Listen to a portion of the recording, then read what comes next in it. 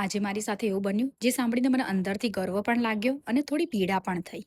આજે મારી એક દીકરી સાથે વાત થઈ. મને લાગ્યું કે એ પોતાના માટે ઇન્ક્વાયરી કરી રહી છે.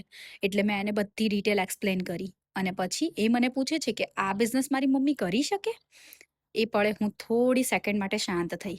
કારણ કે આજે મેં પહેલી વાર જોયું કે એક દીકરી પોતાની મમ્મીના સપનાઓ માટે ઊભી રહી છે. જે એમને પરમિશન નહીં પણ સપોર્ટ આપી રહી છે. પણ સચ્ચાઈ શું છે ખબર છે? અમુક બાળકો પોતાના મમ્મીને રોકે અને કહે છે કે હવે તારી ઉંમર થઈ ગઈ છે, તારે શું કરવાની જરૂર છે? અને એ જ શબ્દોમાં માના બધા જ સપનાઓ છુપાઈ જાય છે. પણ આજે મને ખરેખર ગર્વ થયો એ દીકરી પર, જેણે પોતાની મમ્મી માટે સ્ટેન્ડ લીધો. દરેક મમ્મીને એવી સંતાનો જોઈએ છે જે એમના સપનાઓને પણ રિસ્પેક્ટ આપે.